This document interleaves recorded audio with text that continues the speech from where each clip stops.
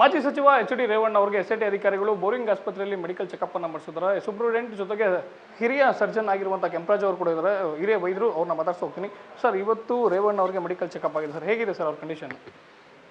ಈಗ ಅವರು SIT ಇಂದ ಸರ್ಕಲ್ ಇನ್ಸ್ಪೆಕ್ಟ್ರು ಅಂದರೆ ಇತರ ಪೊಲೀಸ್ನವರು ಅವರನ್ನು ವೈದ್ಯಕೀಯ ತಪಾಸಣೆಗೆ ಕರೆದಿದ್ದರು. ನಮ್ಮ ವೈದ್ಯಕೀಯ ತಂಡ ಫಿಸಿಷಿಯನ್ನು, surgeon, ENT surgeon, casualty medical officer ಅವ್ರನ್ನ ಭಾಳ ತುಂಬ ಚೆನ್ನಾಗಿ ಅವ್ರನ್ನ ಪರೀಕ್ಷೆ ಮಾಡಿದ್ದಾರೆ. ಪರೀಕ್ಷೆ ಮಾಡಿದಾಗ ಅವರು ಸ್ಟೇಬಲ್ ಇದ್ದಾರೆ. ಅವ್ರಿಗೆ BP, ಶುಗರ್ ಎಲ್ಲ ಆಲ್ಮೋಸ್ಟ್ ನಾರ್ಮಲ್ ಇದೆ, ಪಲ್ಸ್ ರೇಟ್ ಎಲ್ಲ ನಾರ್ಮಲ್ ಇದೆ. ಬೇರೆ ಯಾವುದೇ ರೀತಿ ಹಾರ್ಟ್ದಾಗಲಿ ಏನು ಇದು ಕಾಣ್ತಾ ಇಲ್ಲ. ಆಮೇಲೆ ಈ ಅಲ್ಟ್ರಾಸೌಂಡು, ಹೊಟ್ಟೆದು ಅಲ್ಟ್ರಾಸೌಂಡ್ ಎಲ್ಲ ಮಾಡಿದ್ದೀವಿ. ಅಲ್ಟ್ರಾಸೌಂಡಲ್ಲಿ ಒಂದು ಸ್ಮಾಲ್ ಅಂಬಿಲಿಕಲ್ ಹರ್ನಿಯಾ ಅಂತ ಹೇಳ್ತೀವಿ.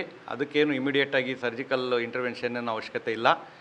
ಆದರೆ in view of is old age, ಆಮೇಲೆ ಸ್ಟ್ರೆಸ್ ಇರ್ಬೋದು, ಡಯಾಬಿಟಿಸ್ ಇದೆ, ಲಾಂಗ್ ಸ್ಟ್ಯಾಂಡಿಂಗ್ ಹೈಪರ್ಟೆನ್ಷನ್ ಇದೆ, ಇವುಗಳಿಗೆ ಕಾರ್ಡಿಯಾಲಜಿಸ್ಟ್ ಒಪಿನಿಯನ್ನು ಬೇಕಾಗುತ್ತೆ ಅಂತ ಹೇಳಿ ಅವ್ರಿಗೆ at the time of our examination, detailed examination and evaluation and of some of the studies, so appears to be stable.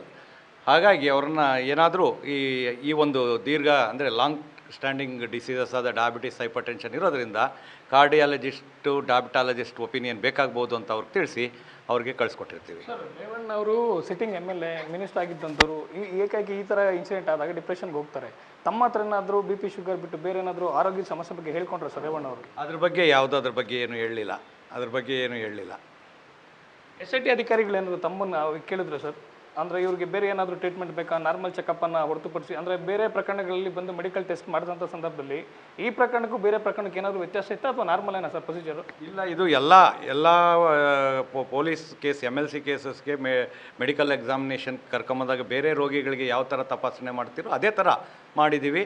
ಅವರು ಅದ್ರ ಬಗ್ಗೆ ಬೇರೆ ಮೆಡಿಕಲ್ ಎಕ್ಸಾಮಿನೇಷನ್ ಯಾವುದೇ ಒಂದು ಇವರನ್ನು ಅರೆಸ್ಟ್ ಮಾಡಿದಾಗ ಕೋರ್ಟ್ಗೆ ತೆಗೆದುಕೊಂಡು ಹೋಗ್ಬೇಕಾದ್ರೆ ವೈದ್ಯಕೀಯ ತಪಾಸಣೆಗೆ ಕರೆದುಕೊಂಡು ಬಂದಾಗ ಸಾಮಾನ್ಯವಾಗಿ ಯಾವ ರೀತಿ ನಾವು ವೈದ್ಯಕೀಯ ತಪಾಸಣೆ ಮಾಡ್ತೀವಿ ಅದೇ ಥರ ಮಾಡಿ ಕಳಿಸಿದ್ದೀವಿ. ಸರ್, ನಿನ್ನೆ ECG ಆದಮೇಲೆ ಮೆಡಿಕಲ್ ಎಕ್ಸ್ಪರ್ಟ್ಸ್ನ ಒಪಿನಿಯನ್ ತೊಗೊಳ್ಬೇಕು ಅನ್ನೋ ಮಾತನ್ನು ಬೋರಿಂಗ್ ಆಸ್ಪತ್ರೆ ವೈದ್ಯರು ಹೇಳಿದ್ರು ಅನ್ನೋ ಮಾತು ಕೇಳಿ ಬಂದಿತ್ತು ಸರ್, ಅದು ನಿಜಾನ ಅಂತ? ಏನಿಲ್ಲ, ನೆನ್ನೆನೂ ಅವರು ಸ್ಟೇಬಲ್ ಇದ್ದರು, ಚೆನ್ನಾಗೇ ಮಾತಾಡಿದ್ದಾರೆ, ಆರೋಗ್ಯವಾಗಿ ಇದ್ದರು. BP, ಪಲ್ಸು, ಶುಗರ್ ಎಲ್ಲ ನಾರ್ಮಲ್ ಇತ್ತು.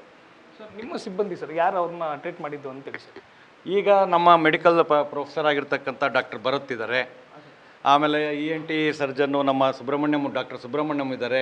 ನಮ್ಮ ಅಸಿಸ್ಟೆಂಟ್ ಪ್ರೊಫೆಸರ್ ಸರ್ಜರಿ ಡಿಪಾರ್ಟ್ಮೆಂಟಿಂದ ಡಾಕ್ಟರ್ ಸ್ವಾತಿ ಅಂಡ್ ತಂಡ, ಆಮೇಲೆ ನಮ್ಮ ನರ್ಸಿಂಗ್ ಆಫೀಸರ್ಸು ಎಲ್ಲ ಸೀನಿಯರ್ ತಂಡಗಳು ಇದ್ದೀವಿ. ನಾನು ಇಲ್ಲಿ ಒಂದು ಸಂದರ್ಭದಲ್ಲಿ ಎಲ್ಲ ಏನು ವ್ಯವಸ್ಥೆ ಬೇಕು ಅಥವಾ ಆರೋಗ್ಯ ತಪಾಸಣೆಗೆ ಅವೆಲ್ಲ ಮಾಡಿಕೊಟ್ಟಿದ್ದೀವಿ. ಸರ್, ಕಡೆಯದಾಗಿ ಸರ್, SIT ವಿಚಾರಣೆ ಎದುರಿಸಲಿಕ್ಕೆ ರೇವಣ್ಣ ಅವ್ರ ಆರೋಗ್ಯ ಸ್ಥಿತಿ ನಾರ್ಮಲ್ ಇದೆ ಅಂತೇಳಿ ಈಗ at the time of our examination I think ಈ ಸ್ಟೇಬಲ್. ಈಗ at the time of our examination okay. ಇದಿಷ್ಟು ಬೋರಿಂಗ್ ಆಸ್ಪತ್ರೆಯ ವೈದ್ಯರು ಹೇಳ್ತಿರೋ ಮಾತು. ರೇವಣ್ಣ ಅವರ ಆರೋಗ್ಯದ ಸ್ಥಿತಿ ಸ್ಟೇಬಲ್ ಆಗಿದೆ ಅನ್ನೋ ಮಾತನ್ನು ಹೇಳ್ತಿದ್ದಾರೆ. ಏನು ಸಮಸ್ಯೆ ಇಲ್ಲ, ನಿನ್ನೆ ಕೂಡ ECG ಮಾಡಿದ್ವಿ, ಇವತ್ತು ECG ಮಾಡಿದ್ವಿ, ಅವರು ಸ್ಟೇಬಲ್ ಆಗಿದ್ದಾರೆ ಅನ್ನೋ ಮಾತನ್ನು ಹೇಳ್ತಿರುವಂಥದ್ದು. ಕ್ಯಾಮ್ರಾ ಪರ್ಸನ್ ನವೀನ್ ಜೊತೆ Shivakumar, news first Bengaluru. News first ನಿರ್ಭೀತಿಯಿಂದ ನಿಮ್ಮ ಪರವಾಗಿ.